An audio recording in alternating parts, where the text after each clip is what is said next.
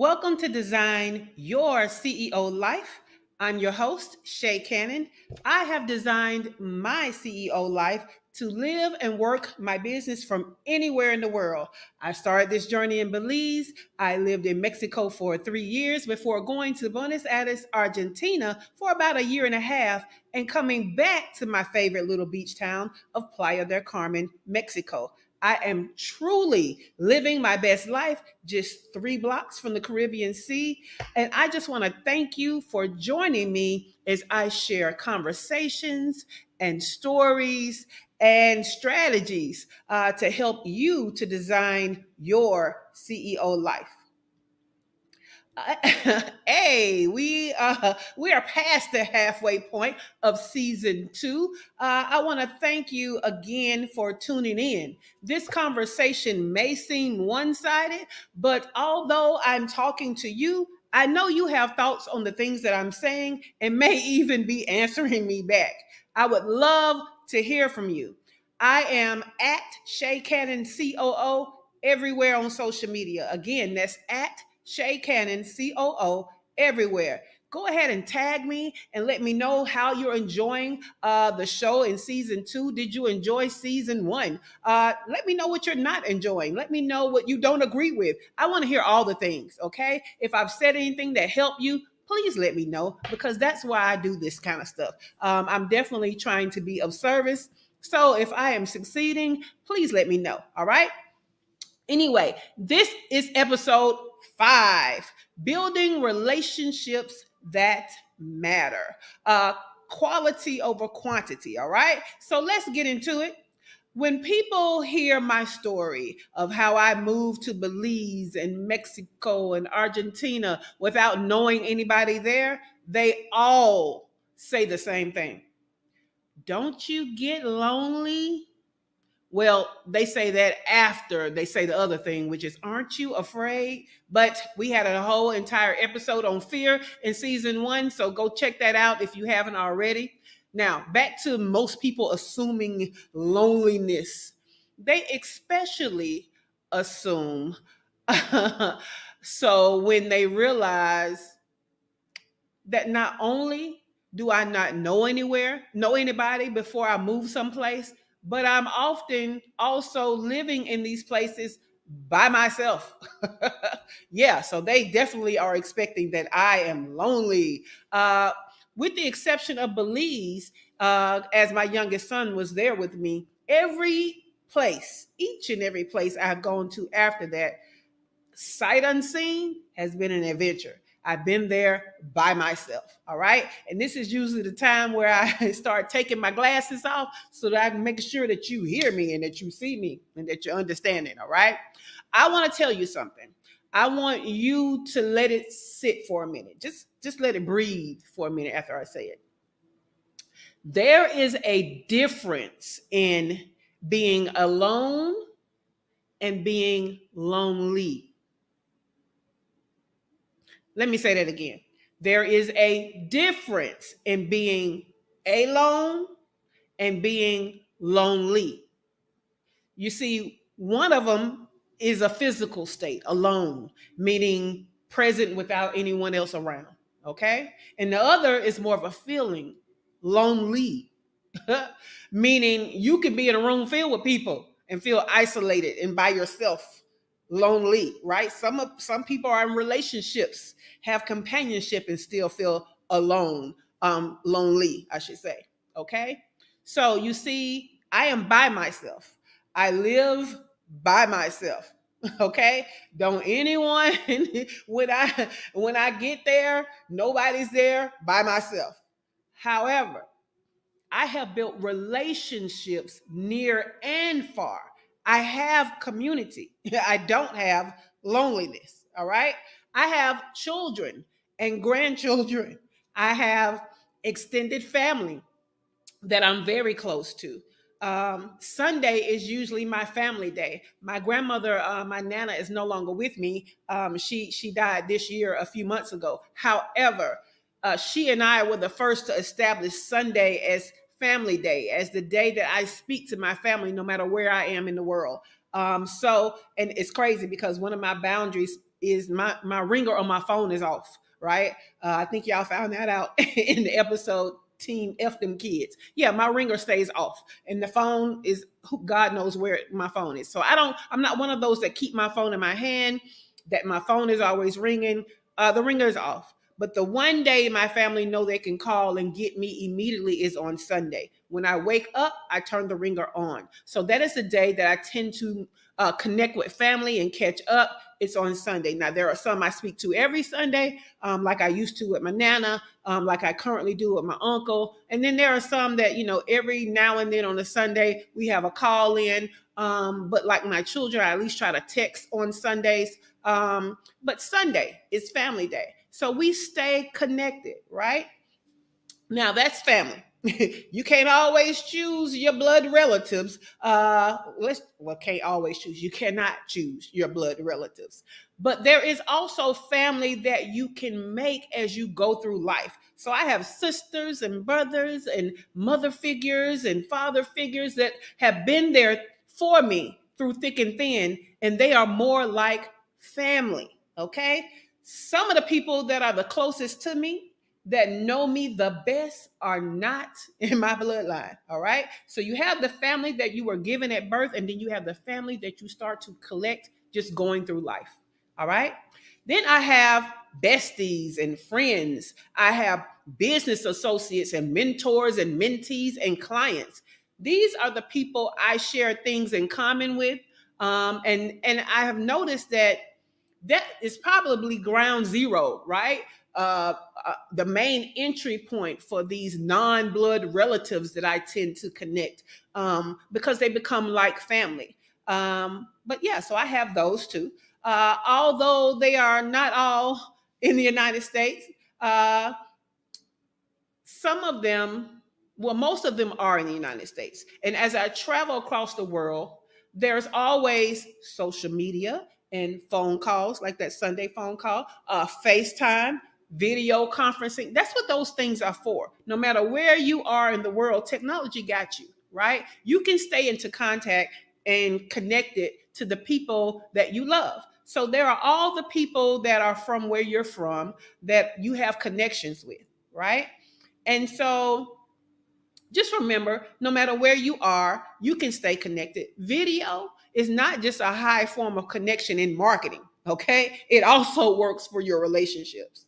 Now, I also have local community, okay? Locally, I have community. So it's not just that everybody I'm connected to is far, what is far and wide, but is far away. Um, Wherever you go, your people are there. And what I mean by your people, I mean any kind of people that you like to connect with. Black people, American people, spiritual people, creative people, your people, right? So you can find your people.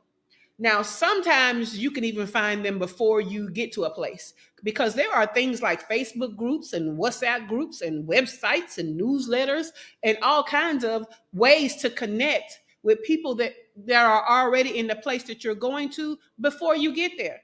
Okay? Because better than video is live interaction. So these groups are usually having active events, right? They like to gather too.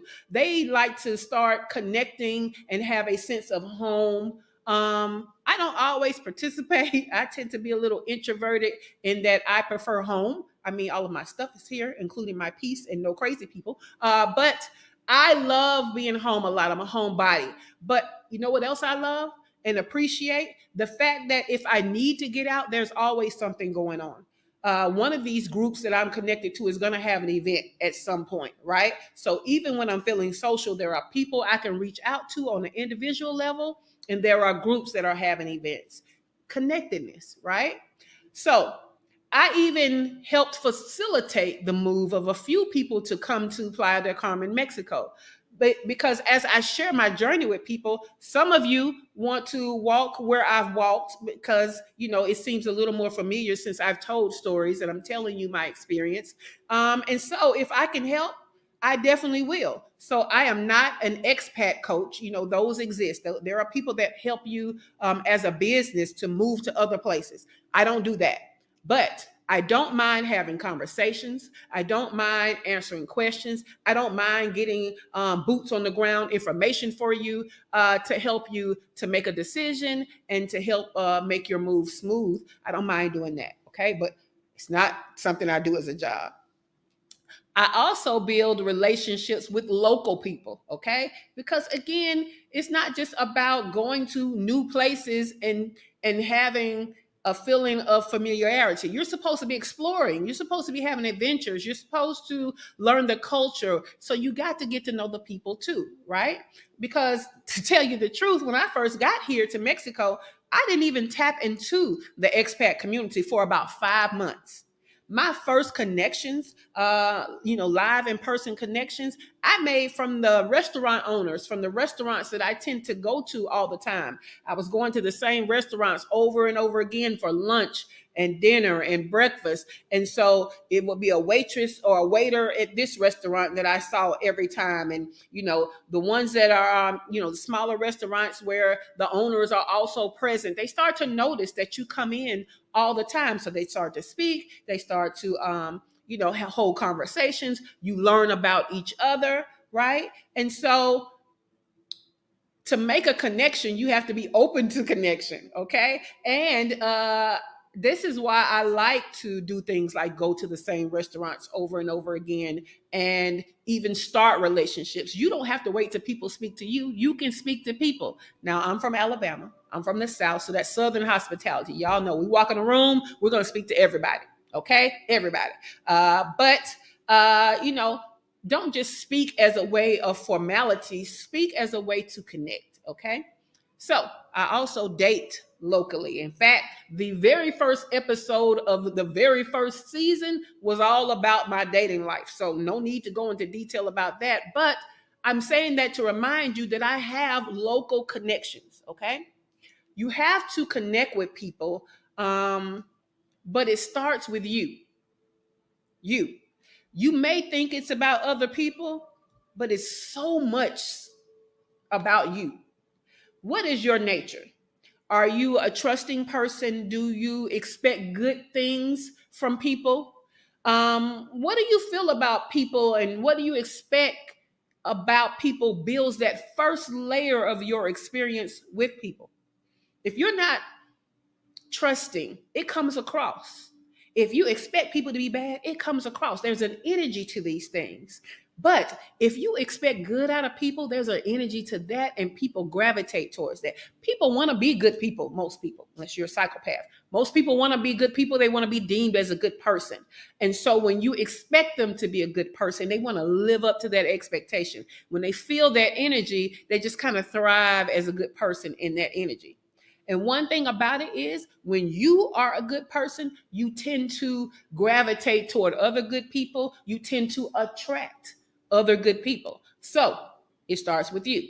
Now, the quality of people in your life depends on your intentional cultivation of the people you choose to be around.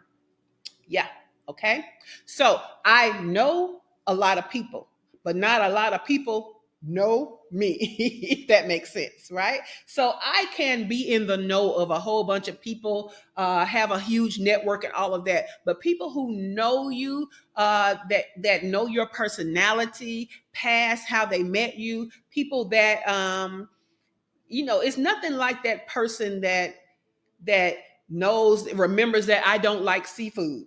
I love a person that remembers I don't like seafood. Stop asking me, do I want surf and turf? No, I only want turf. Okay.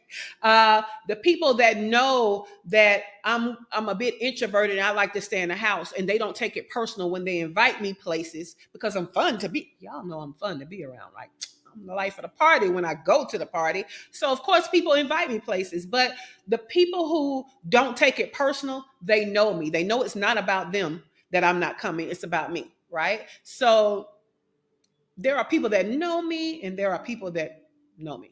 Okay. If that makes sense. So I know I'm not everybody's cup of tea. I mean, I should be because I'm awesome, but everybody don't resonate with everybody. And that's okay. Okay. I don't want to be everybody's cup of tea. I enjoy being a few people's shot of tequila. Okay. We have fun because we chose each other. So I don't believe in creating relationships or cultivating and nurturing relationships that's not a good fit, because it's okay that it's not a good fit. Sometimes you guys are surrounded by people that don't make for good people because you're not being intentional about this thing. Okay. So I heard something the other day, and it is so true. Let me tell you what it was. It was a quote. It said, why you like other people has less to do with them and more to do with you. It's not really who they are that counts the most, it's who you are when you're with them. Wow, right? So think about it. Now, think about the people you'd rather not be around. Okay. Now, think about the people you enjoy being around and even seek to be around. Okay. Now, when you think about it, that statement becomes more and more true. More and more true the more you think about it. Well, let me throw another quote at you. And this is from Maya Angelou. And she says, quote, I've learned that people will forget what you said, people will forget what you did, but people will never forget how you made them feel. You see how this is working together? So we need to use this knowledge to have a better connection with people. Okay. Because again, if you don't like the people you are around, then cultivate connections with different people, right? Seek out those that feel good to be around and start replacing the ones that don't resonate for you. Okay. But I want you to remember something. I want you to think about something. And that is, it does not make the people that you're replacing bad people. It just makes them not your people. Okay? Again, some of you are trying to be nice when you should be kind. All right? Kind with boundaries. It's okay to, as my grandmother used to say, feed people with a long handled spoon. Everybody don't have to be close to you. You don't have to spend a lot of time with everybody, not even the ones that want to be close to you or spend a lot of time with you. You don't have to do it. Okay. You don't have to be mean about it, and you don't have to be mean to them, but you also don't have, you can issue out your time and your presence to be around the people you would rather be around. Okay. Now, when you find your people, do your part. Some of you don't have connections because you don't know how to connect. Or, in other words, some of you don't have friends because you don't know how to be a friend. So, I need you to do a few things. I need you to work on your emotional intelligence. Okay. There's a lot of crazy about a lot of people. I mean, everybody got something weird, crazy, something about them. But how quickly you let out that crazy might be a lack of emotional intelligence. Okay. Not considering others might be something you need to work on as a part of your emotional intelligence. It's funny because the other day I was watching a dating show, and there was this one lady that she just had a big personality. She talks a lot. She just fills the room, right? And the guy that she was on the date with asked her, do you realize that you know nothing about me? You've not asked one question about me. And she goes, sure, I know about you. And she starts rattling these things off that were her assumptions. There's no way she knew him because she didn't ask him anything. Everything that she said was about her experience. And she's had some exciting experiences, let me tell you, because her ex-husband was in the music industry. He knew big time people. She was a flight attendant. So it was a whole bunch of things that was great stories about her. But if you're always talking, that means you're not listening, right? There's no way you know the other person because you've not absorbed anything about them from them. You've only gotten your impressions, but you're not getting to know them, right? So the dating coach told her a phrase that I'm going to share with you. And what she said was, hey, try to be less interesting and be more interested. Okay. So some of your emotional intelligence needs to be, you need to take the time to find out about other people, not just tell them about you. Okay. So work on your emotional intelligence. Work on your boundaries. I love that Brene Brown, for me, she basically said that kind people have the best boundaries because there's a difference between nice and kind. See, kind people, um, don't let you step on them, right? They can do nice things and be a nice person without letting you step on them, without allowing you to take over their life. Boundaries. What I know about boundaries is they allow you to show up the way you want to show up. That's what boundaries do. So the fact that I don't have my phone on because I don't like to be interrupted. And when the phone rings and you're just calling to chit chat and I'm not in a chit chat mood, I feel some kind of way. I do. And it's again more to do with me than it is with you because in the United States, in that energy, people are used to being able to call and interrupt when they need, right? I don't like that. I don't live that lifestyle anymore. I live a more relaxed lifestyle. And I don't like to be interrupted. I like to do what I want to do during the time that I want to do it without interruption. So I don't have the ringer on my phone. And no, it's not on vibrate either. That ringer is off. The phone is not off, but the ringer is off. And I only pick the phone up when I want to pick the phone up. Usually it's to play Farmville and farm wheat or something like that. But when I do pick it up, I will see your message. I will now be in the proper energy to return the message, right? Instead of me answering the phone, I'm busy, you're trying to say something, just chit chat, and now I'm annoyed and the annoyance comes across. So work on your boundaries. They allow you to show up the best because we're only human and when we're not our best, we probably need to be sequestered and by ourselves and hold the boundary that we're not our best. I want you to think about some of the things that you said yes to that you knew was not a good idea and you did it anyway. And how did you show up? You didn't show up in your best energy. You didn't show up in the best ways. And you probably weren't even that fun to be around. So have boundaries and hold your boundaries. All right. The next thing I'm going to say that you need to work on to be the friend that you want to have is work on being immaculate with your word.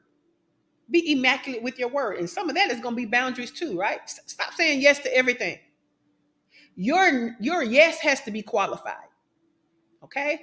Don't always give a yes because you can't always do all the things. But if you qualify who you give a yes to, then you're more likely to be able to show up for that yes, right? But once you give your word, do everything in your power to be the person of your word.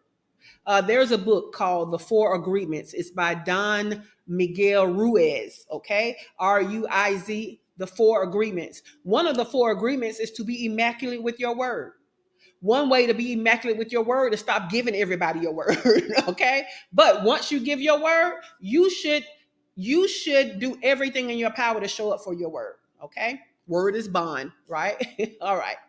Now, working on being who you need so that others don't mind being that for you. That's basically the name of the game. And that's your unofficial homework. But your official homework, yes, homework, because in this season, I'm giving homework because I want y'all to take actionable steps to have your best CEO life. And so we've been giving homework this season, and I can't wait to hear how y'all have been doing with it. But today's episode, your homework is to sit down and think about the people that make you feel good when you are around them. Okay. Make a list of those people and in what ways they make you feel good. Okay. Then you're going to take that and we're going to make a conscious effort to be around those people more and to find more people like them. Okay. Now, also think about the people that make you feel not so good, or let's just say some that don't resonate with you. Okay. We're not forcing stuff. So, in what ways do they not feel right? Let's be intentional about how much time, if any at all, is spent with them. Let's also be intentional about recognizing their characteristics and traits in the new people that we meet so that we can avoid being connected from the beginning. All right. So, yes, I am a CEO. I provide award winning fractional chief operating officer services to an exclusive clientele of 6 and 7 figure CEOs. I've been featured by Time Magazine, Delta Airlines, Thrive Global, and more. I position online service based entrepreneurs to stop spinning their wheels and struggling to get to their first 6 figures in business. I want to show them how to make the money and create time freedom. If that's you, I'd like to invite you to my free group where we build community, we create collaborations, and we have conversations to provide you with transformational business growth. Go to shaycannon.info/group and join us. I would love to have you there. Well, this is all, or that's all for this episode. It's been a pleasure having you tune in. So, CEO, go design a life worth living. Bye for now.